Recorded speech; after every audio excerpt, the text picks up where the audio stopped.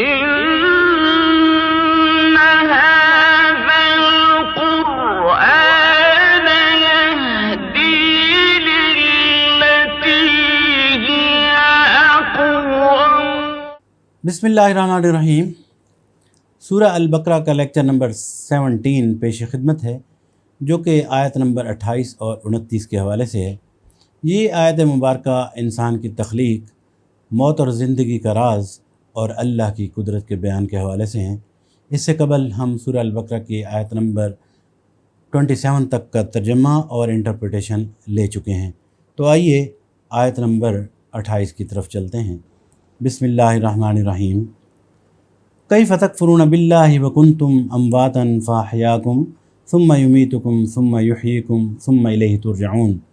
ترجمہ: تم اللہ کے ساتھ کفر کا رویہ کیسے اختیار کر سکتے ہو، حالانکہ تم بے جان تھے، اس نے تم کو زندگی عطا کی، پھر وہی تمہاری جان سلب کرے گا، پھر وہی تمہیں دوبارہ زندگی عطا کرے گا، پھر اس کی طرف تمہیں پلٹ کر جانا ہے.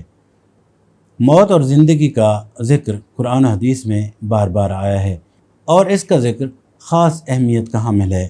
موت اور زندگی کا ذکر انسان کی تخلیق، اس کے مقصد حیات اور آخرت کی زندگی کو سمجھنے کے لیے بنیادی اہمیت کا حامل ہے. سورہ الملک کی آیت نمبر 2 میں اللہ تعالیٰ نے فرمایا ہے: الذی خلق الموت والحیات لیبلوکم ایکم احسن عملا. ترجمہ: یعنی وہی رب جس نے موت اور زندگی کو ایجاد کیا تاکہ تم لوگوں کو آزما کر دیکھے کہ تم میں سے کون بہتر عمل کرنے والا ہے.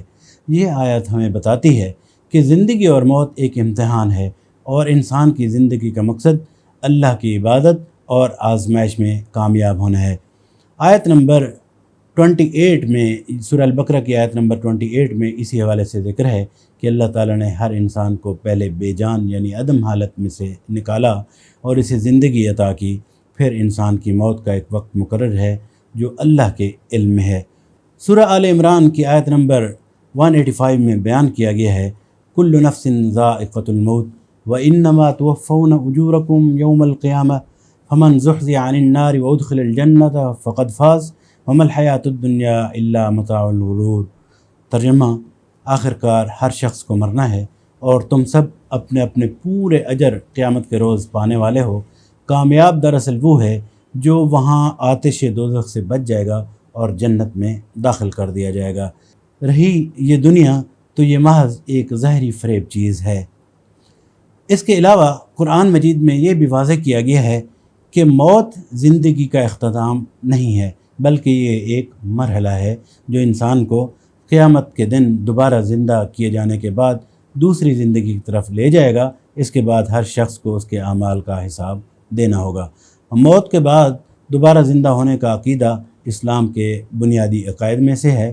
یہاں پر موت کا ذکر کرنے سے یہ بتانا مقصود ہے کہ دنیاوی زندگی دراصل عارضی اور فانی زندگی ہے، اور اس دنیا میں زندگی کا وجود اصل میں ایک امتحان ہے، جسے اللہ تعالیٰ نے سورہ الحدید کی آیت نمبر 20 میں اللہ تعالیٰ نے وما الحیاۃ الدنیا الا متاع الغرور کے الفاظ سے دنیا کی زندگی کو ایک دھوکے کے سوا کچھ نہیں بتایا. کہنے کا مقصد یہ ہے کہ دنیا کی لذتوں میں انسان کہیں گم نہ ہو جائے اور ان لذتوں سے دھوکہ کھا کر دنیا کی زندگی کو ہی سب کچھ نہ سمجھ بیٹھے.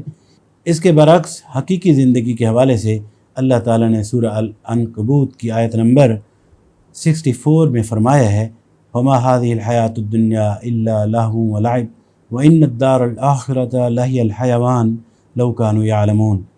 اور یہ دنیا کی زندگی کچھ نہیں مگر ایک کھیل اور دل کا بہلاوا ہے. اصل زندگی کا گھر تو دار آخرت ہے، کاش یہ لوگ جانتے. پھر دنیاوی لذتوں سے گم ہو جانے سے بچانے کے لیے آپ صلی اللہ علیہ وسلم نے ترمذی شریف کی حدیث نمبر 2307 کے حوالے سے کچھ اس طرح وارننگ دی ہے کہ آپ صلی اللہ علیہ وسلم نے فرمایا: لذتوں کو توڑنے والی یعنی موت کو کثرت سے یاد کیا کرو. یہ وہ حقائق ہیں جو سورہ البقرہ کی آیت نمبر 28 کے حوالے سے میں نے آپ کے ساتھ شیئر کیے ہیں. اب آئیے آیت نمبر 29 کی طرف چلتے ہیں. هو الذی خلق لکم ما فی الارض جمیعا ثم استوى الی السماء فسواہن سبع سماوات وهو بكل شیء علیم. ترجمہ: وہی تو ہے جس نے تمہارے لیے زمین کی ساری چیزیں پیدا کی، پھر اوپر کی طرف توجہ فرمائی اور 7 آسمان استوار کیے، اور وہ ہر چیز کا علم رکھنے والا ہے۔ اس آیت میں لفظ 7 سماوات یعنی 7 آسمان سے کیا مراد ہے، یا 7 آسمانوں کی حقیقت کیا ہے، اس کا تعین مشکل ہے۔ انسان ہر زمانے میں آسمان یا بالفاظ دیگر ماورائے زمین کے متعلق اپنے مشاہدات اور قیاسات کے مطابق مختلف تصورات قائم کرتا رہا ہے جو برابر بدلتے رہے ہیں، لہذا ان میں سے کسی تصور کو بنیاد بنا کر قرآن کے ان الفاظ کا مفہوم متعین کرنا صحیح نہیں ہوگا۔ بس ہمیں اتنا سمجھ لینا چاہیے کہ یا تو اس سے مراد یہ ہے کہ زمین سے ماورا جس قدر کائنات ہے اسے اللہ تعالیٰ نے 7 محکم طبقوں میں تقسیم کر رکھا ہے، یا یہ کہ زمین اس کائنات کے جس حلقہ میں واقع ہے وہ 7 طبقوں پر مشتمل ہے۔ آیت کا آخری حصہ ہے وَهُوَ بِكُلِّ شَيْءٍ عَلِيمٌ، اور وہ ہر چیز کا علم رکھنے والا ہے۔ اس فقرے میں 2 اہم حقیقتوں پر متنبہ فرمایا گیا ہے جو آج کے لیکچر کی آیت میں سے ایک ہیں کہ تم اس رب کے مقابلے میں کفر اور بغاوت کا رویہ کیسے اختیار کر سکتے ہو جو تمہاری تمام حرکات سے باخبر ہے، جس سے تمہاری کوئی حرکت یا عمل چھپا ہوا نہیں رہ سکتا۔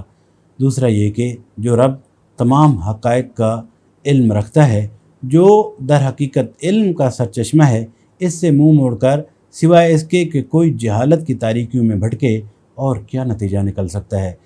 جب اس کے سوا علم کا کوئی اور منبع ہے ہی نہیں تو اس کے علاوہ کہیں سے وہ روشنی نہیں مل سکتی جس میں کوئی شخص اپنی زندگی کا راستہ صاف دیکھ سکے۔ تو پھر ان حالات میں اس رب سے روگردانی کا کیا فائدہ ہو سکتا ہے؟ الحمدللہ آج کا لیکچر مکمل ہوا، جس میں ہم نے آیت نمبر 28 اور 29 کے حوالے سے اپنی گفتگو مکمل کی ہے۔ نیکسٹ لیکچر میں انشاءاللہ ہم آیت نمبر 30 سے ترجمہ اور انٹرپریٹیشن لیں گے۔ اللہ تعالی ہمیں قرآن مجید کو سمجھنے اور قرآنی احکامات پر عمل کرنے کی توفیق عطا فرمائے، آمین۔ اپنا بہت سارا خیال رکھیے، مجھے اجازت دیجیے، اللہ نگہبان، والسلام علیکم ورحمۃ اللہ۔